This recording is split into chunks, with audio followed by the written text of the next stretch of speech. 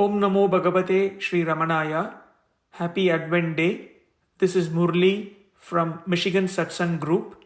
Today we have two readings, one from Arunachala Ramana, Book 6, Eternal Ocean of Grace by Saroja, and from Ramana Periya Puranam by Srini. Thank you.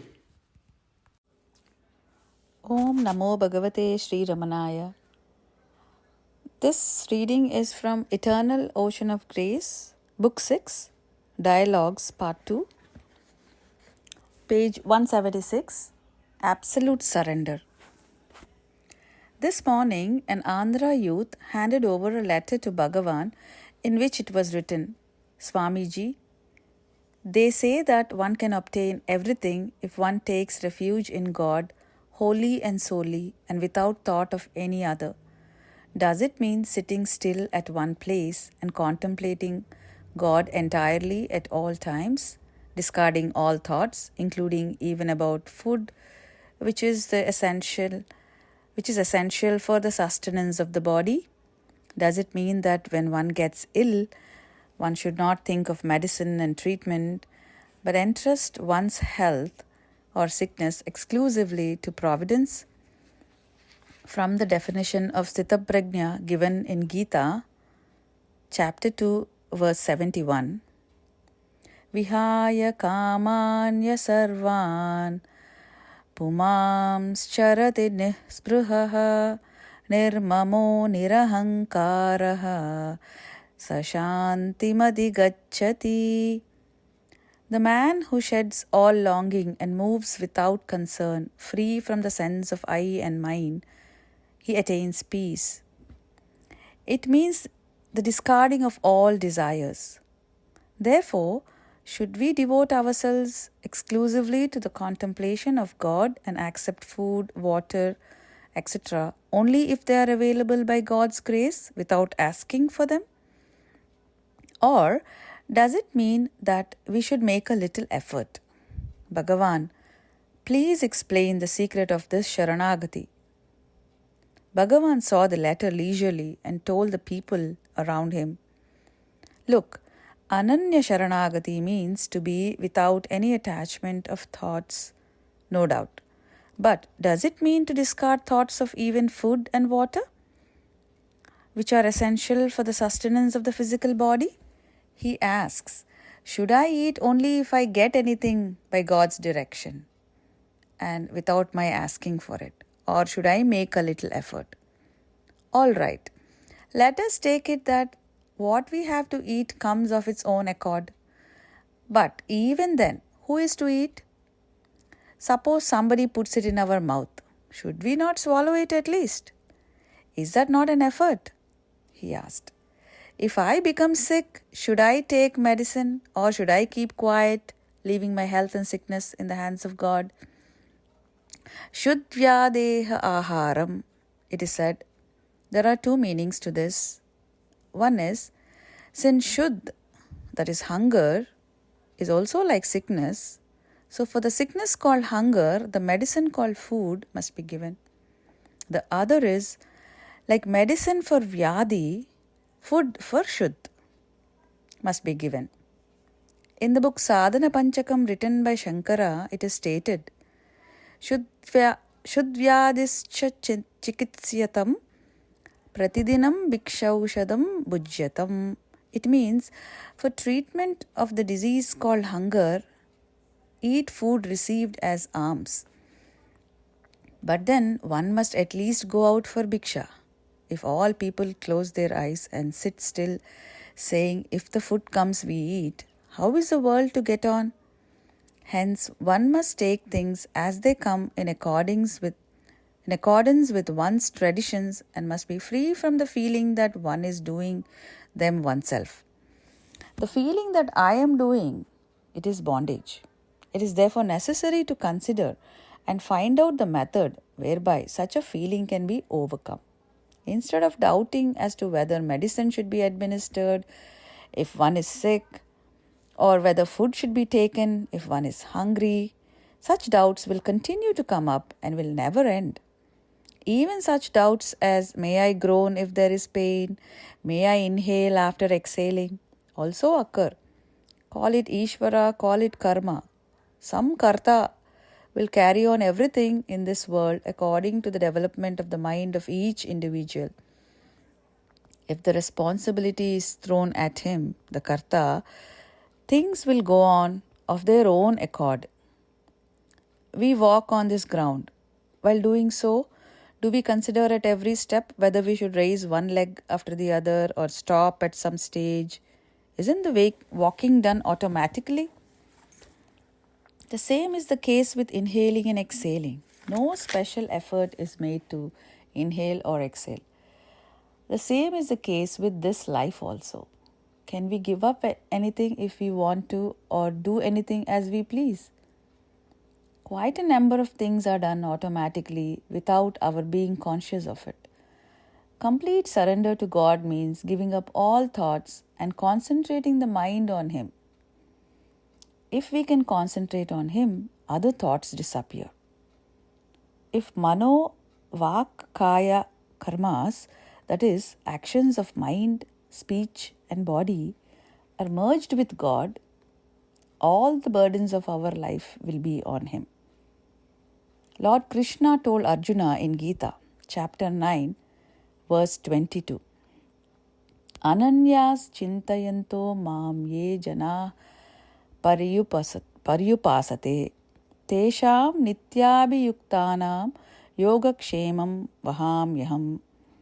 To those men who worship me alone, thinking of no other, to those ever harmonious, I bring full security and attend to their needs. Arjuna had to do the fighting. So Krishna said, place all the burden on me and do your duty. You are merely an instrument. I will see to everything. Nothing will bother you. But then, before one surrenders to God, one should know who is it that surrenders. Unless all thoughts are given up, there cannot be a surrender.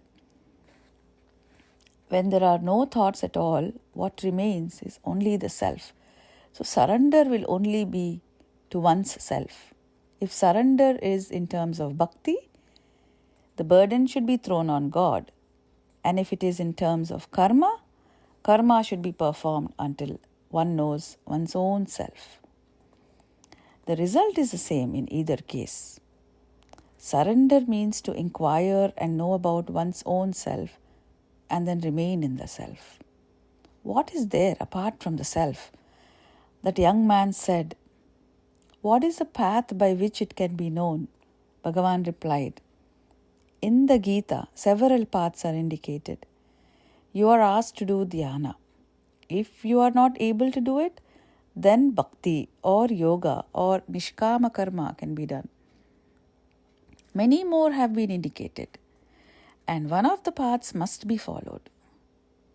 One's own self is always there. Things happen automatically in accordance with the samskaras, the fruit of the actions of previous births. The feeling that the doer is I is itself bondage. If the feeling is got rid of by vichara, these questions do not arise. Sharanagati is not the mere act of sitting with closed eyes. If all sit like that, how are they to get on in this world? While Bhagavan was speaking, the bell of the dining hall rang.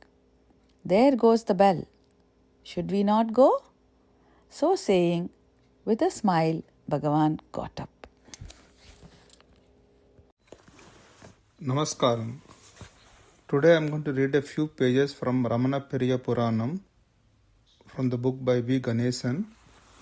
It's on page 108. The devotee name is G. Ramaswami Pillai. There are certain old devotees who may not seem that well known, important or significant, only because they choose to remain in the background. But in their relationship with Bhagavan and in their understanding and practice of his teachings, they are deeply significant. Although some of them were not very popular and alas, to some extent even disliked by others, their relationship with Bhagavan was as wonderful as those of other known devotees. Ramaswami Pillai came from a family of non-vegetarians. However, even as a child, he could not bring himself to eat meat, and so he became a vegetarian. Seeing this, the rest of his family too became vegetarians.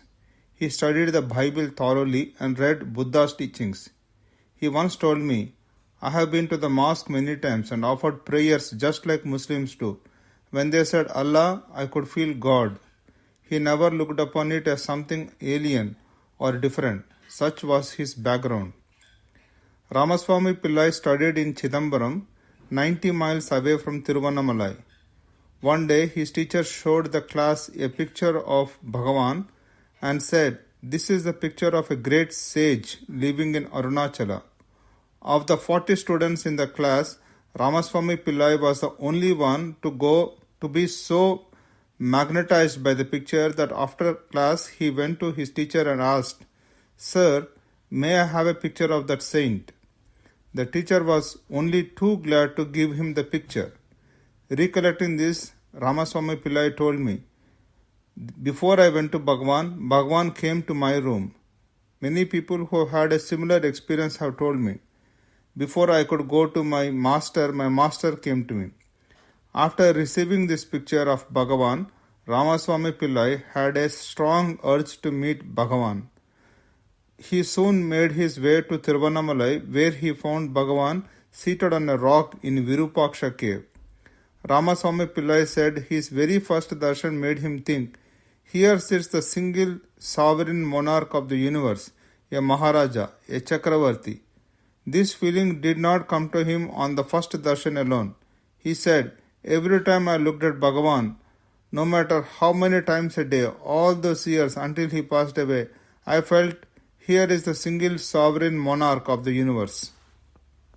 By then, Bhagavan had already composed Aksharamanmalai, a hymn with 108 verses. It took the young Ramaswami Pillai just a little more than an hour to learn the verses by heart. From then on, even though just a schoolboy, he chanted the verses constantly. Ramaswami Pillai's second visit was when he was in college. Bhagavan had by then moved to Skandashram. That day, when he visited the master along with his friend, Bhagavan was going around the hill. He was taking the inner forest route that winds through the base of the hill. As he and his friend followed Bhagavan through the thick woods, he felt that Bhagavan was like a monarch marching ahead with his army following him. The Giri Pradikshina had such an impact on him that the very next day he wanted to do it again, but this time alone. But on the forest path he lost his way and did not know what to do. When he turned around, he found the ashram dog Kamala behind him. Kamala, realizing that he was lost, started walking in the front, leading him through the forest. Wherever he rested, she too lay down. Whenever he stood up, she resumed walking. She did not leave his side for a minute. In this manner she led him until he reached the town and then disappeared. When he returned to Skandashram, Kamala was already there. While the dog was leading him, his feeling was that this was not just a mere dog. It was Bhagavan himself who had come in this form. When he returned to Skandashram, he looked at Bhagavan and Bhagavan gave him a very beautiful smile. At that moment, Ramaswami Pillai said, "I was more than convinced that Bhagavan would guide me through the unknown paths of life." This was the first real experience in the presence of Bhagavan. He started visiting Bhagavan often. On one such visit, he yearned to witness a miracle performed by Bhagavan. One evening when he went into town, somebody gave him a coconut and some broken rice. He brought these things to Bhagavan. Bhagavan said, "We can make a very nice porridge out of this. Find out if we have some sugar candy or sugar." He was thrilled that Bhagavan, who usually never asked for anything, had asked for sugar candy. During the time Bhagavan was in Skandashram, there were only a few earthen pots used for storage. Finding all the pots empty, Ramaswami Pillai was distressed that he could not offer sugar candy to Bhagavan. He felt like running to the town for sugar candy, but it was dark and raining torrentially. The rocks were so sure to be slippery. Not wanting to tell Bhagavan that there was no sugar candy, he quietly went to the entrance and waited for the rain to stop so that he could run to the town and buy some. Suddenly he heard a knock on the door. It was a young man looking thoroughly drenched. He came inside and took out some sugar candy and a bunch of bananas from a cloth bag. Ramaswami Pillai recounted, "I already knew something extraordinary was happening. I was excited and was bold enough to go to Bhagavan. Bhagavan, looking at me, said, 'See, the sugar candy has come. We will make some porridge. As for the side dish, we now have bananas as well. Come, let us have a feast today.' Bhagavan was a pure Gnani, always in a state of pure awareness. There was no need for me to crave for a miracle. Miracles happened in his presence. Bhagavan's presence was magnetic. Just as iron filings are automatically attracted to a magnet, so too miracles were always happening in his presence without him even noticing it. He asked Bhagavan, 'I longed for a miracle and this happened. How did it happen?' Bhagavan replied, 'This happened because of Sannidhi Vishesham, the power of presence, of awareness. There is no interlude of thought or desire involved in this Sannidhi Vishesham.' Then Bhagavan added, 'This is the first time in 1 year that I have had a second meal in a day.' Narrating this to me, Ramaswami Pillai's eyes moistened as he concluded, 'Never can I forget that day. Bhagavan had it indelibly imprinted on my mind.'" When Bhagavan's mother passed away, Ramaswami Pillai helped in not only bringing down the body from the mountain but also in the burial. He was a hard worker and gave up everything else in life to stay with Bhagavan right from the Skandashram days.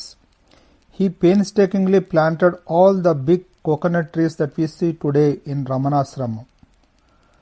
Bhagavan had already given Ramaswami Pillai the teaching of "Who am I?" But he still continued chanting Arunachala Siva while engaged in gardening or cleaning the ashram premises.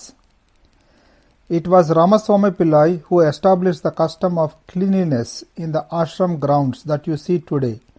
He used to work for almost 18 hours a day, engaged either in gardening, sweeping, or digging pits. There was only one bicycle in the ashram.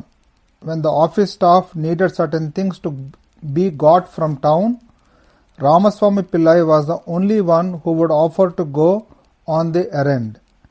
Thus he came to be known more as Cycle Swami than Ramaswami Pillai.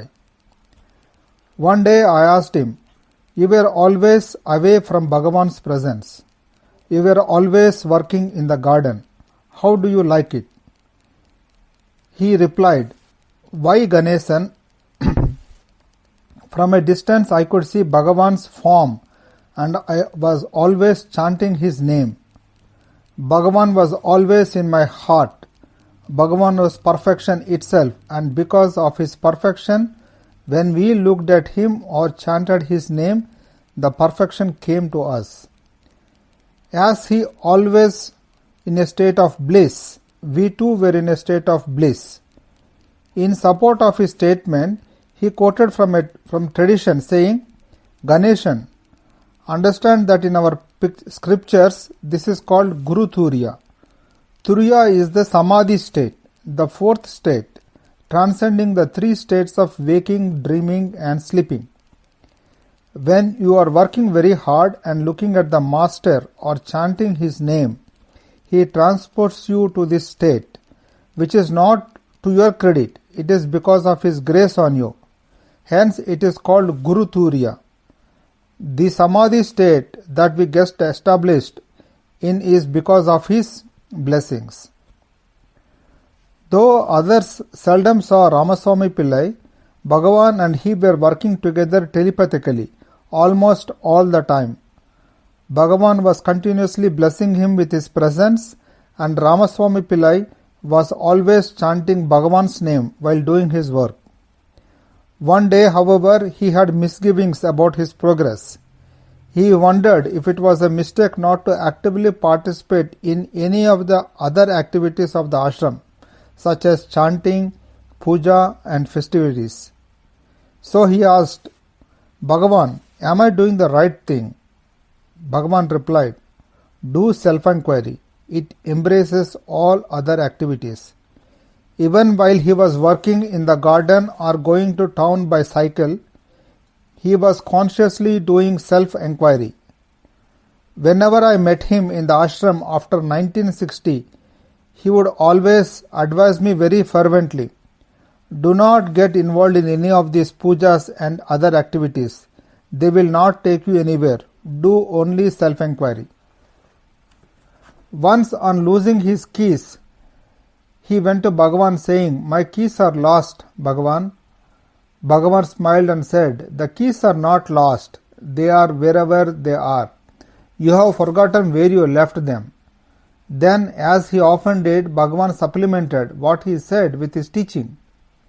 It is just like the self. It is always where it is. We forget it and take so many paths searching for it, saying, I am not able to find the self.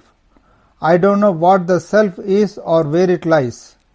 We are searching for it even though it is always here. The self is not lost, it is only forgotten.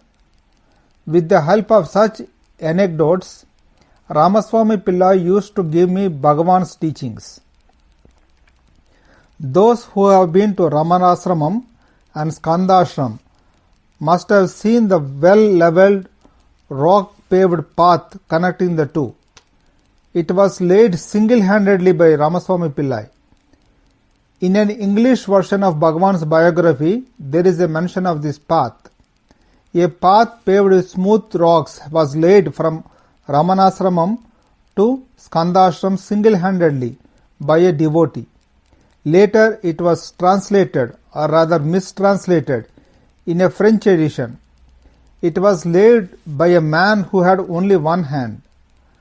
Ramaswami Pillai would say, see, I have two hands, but this French book says I have only one hand, and yet I laid the path with it. Wherever Bhagavan walked, Ramaswami Pillai would silently spread sand evenly like velvet. Every day, even under the hot noon sun, he would go and even out the paths Bhagavan regularly walked on. He was so unassuming that many people neither recognized him nor knew anything about him. One day, while Bhagavan was going up the hill from Ramanashramam, he scratched his foot on a rock. Bhagavan was unmindful of it, but one of the attendants noticed it and told Ramaswami Pillai. From the next day on, Ramaswami Pillai started taking still greater care to even out a soft path for Bhagavan. Rarely did he go into the hall where Bhagavan sat. He would normally prostrate before Bhagavan early in the morning and leave for his long, grueling day of work. He had a unique sense of humor. One day when he came into the hall, he found two groups of traditional Hindus having an animated discussion. One group affirmed that according to the scriptures, Shiva, the male god, reigns supreme. The other group asserted that Shiva's wife, Shakti, is supreme. Shakti means power. As a matter of fact, one section of the scripture says that even Shiva gets his power from Shakti. The two groups kept arguing in Bhagavan's presence, while Bhagavan looked on uninvolved.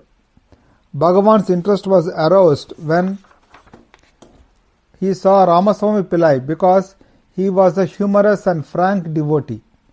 When Ramaswami Pillai learned what the argument was about, he said, "Oh, this is very simple. The female group is strongest because," he said, quoting in English, "he is contained in she, so she is the most powerful. What is the problem?" The entire Shakti group clapped and exclaimed, "Ah, we have won." But Ramaswami Pillai continued, "Wait, wait, wait. He can remain independently as he, but she cannot remain independently as she. He has to be there, otherwise she can't exist." The Shiva propagators applauded and exclaimed, "Oh, we have won." Bhagavan laughed uproariously, admiring Ramaswami Pillai's sense of humor. Whenever he came into the hall, Bhagavan would take great interest. Bhagavan liked unpretentiousness, and this was Ramaswami Pillai's greatest quality. With all his humor, he used to din into my ears, "You must do self-enquiry." In the presence of Bhagavan, we could feel that the mind was only a shadow of the self. The ego, the mind, is only a shadow of the self, an unwanted accretion, a state of ignorance. Then he would say humorously, "Nothing will be lost by its destruction." This falseness has to be and can certainly be dissolved by study inquiry into oneself. Such inquiry itself is the grace of the Sadguru. All other efforts are definitely a waste of time. As we saw earlier, from the very first day he met Bhagavan, he started memorizing Bhagavan's written works and verses. As the days went by, Bhagavan wrote many more verses. All the verses were mainly 4-line verses. In the evenings, Parayana or chanting was done by two groups. One group would chant the first 2 lines and the other group would sing the next 2. The Parayana was set to a particular raga or tune and everyone was expected to follow it. But Ramaswami Pillai was a very excitable man. He would suddenly take off on a tangent and then start shouting the Parayana in a totally different tune. This created a problem for the people in his Parayana group. They approached Bhagavan and complained, "Bhagavan, Ramaswami Pillai does not follow the group.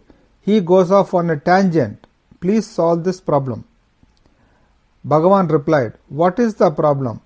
He has got such a stentorian voice. Let him sing alone on one side while all of you sing on the other side as one group." Ramaswami continued to shout out his own tune while the rest stuck to the tune of the Parayana. During his last days, he could not eat the ashram food as he had lost all his teeth. He would eat only Mumbai halwa, a sweet made out of wheat and sugar. Since it was soft like jelly, he could easily swallow it. The halwa was his only source of nourishment. I used to provide him with it. He was staying inside the ashram and I had assigned him a room with an attached bathroom. I also appointed an attendant to look after his needs. On one occasion, the yoga guru T.K.V. Desikachar came to Chennai along with his group of teachers. He was a yoga teacher of repute and had taught me yoga and pranayama. I had invited him to Ramanashramam. My friend Anuradha and I took the group round the ashram and also to Skandashram. On the way, I was telling Desikachar that the path we were walking on was laid by a sturdy man who was now more than 100 years old. Desikachar's father, Sri Krishnamachari, was a great yogi who lived for 101 years. On coming back from Skandashramam, Desikachar asked us, "Could I meet the 100 years old man?" I took him to Ramaswami Pillai's room. As always, he was excited when he saw me. "Ganeshan," he said, "come. Why have you come alone? Bring your father, brother Sundaram and Mani. Also bring everyone in the ashram and in Ramana Nagar. I want to see them all." I was quite surprised as he was not a friendly or social person. It was time for him to have his halwa. When I put out my hand, he gave it a pat and said, "You are my child. You are asking me by holding out your hand. Come here. Saying this, he started feeding me halwa as if I was a child. This happened in 1995, more than 15 years ago, when I was nearing 60 years. I was not a child, but he was feeding me. He then distributed the halwa with his own hands. Desikachar enjoyed the scene and then said, "You used to say that he does Parayana and has a beautiful voice. Could we hear him sing some songs?" I said, "Ramaswami Pillai, they want to hear you sing. Please sing some song of Bhagavan." At this he got very angry and declared, "What do you mean by some song of Bhagavan? For me there is only one song, and that is Bhagavan's Ramana Maharshi." He sang in a powerful voice. When he came to the 10th verse, he started panting. I immediately embraced him affectionately and pleaded, "Ramaswami Pillai, stop. That is enough." "Oh, you want me to stop?" "Yes, I will stop," he responded. It was 3:30 in the afternoon when we took leave of him. As soon as we left the scene, he started singing Aksharamanmalai from where he had stopped. His attendant later said that he sang until 5 in the evening. Then he told the attendant, "Sit me up on my bed." He continued singing with full consciousness until he dropped the body. I was not present at that time, but the next day we laid him to rest within the ashram premises, singing Aksharamanmalai as wanted by him. All the residents of Ramanashramam and Ramananagar were there. I made the arrangements and interred him. Ramaswami Pillai, a very sturdy rock, had merged with Arunachala. I love him because Bhagavan loved him and he loved Bhagavan. He served not only the ashram but also every devotee of Bhagavan. The path to Skandashram will remain for hundreds and hundreds of years, and every rock will talk about Ramaswami Pillai. Whether we human beings are grateful for him or not for the service done by him, every coconut tree in Ramanashramam will remain grateful to him. After Ramaswami Pillai's Samadhi was completed, the ashram president asked me to surrender the keys of the room that I was occupying.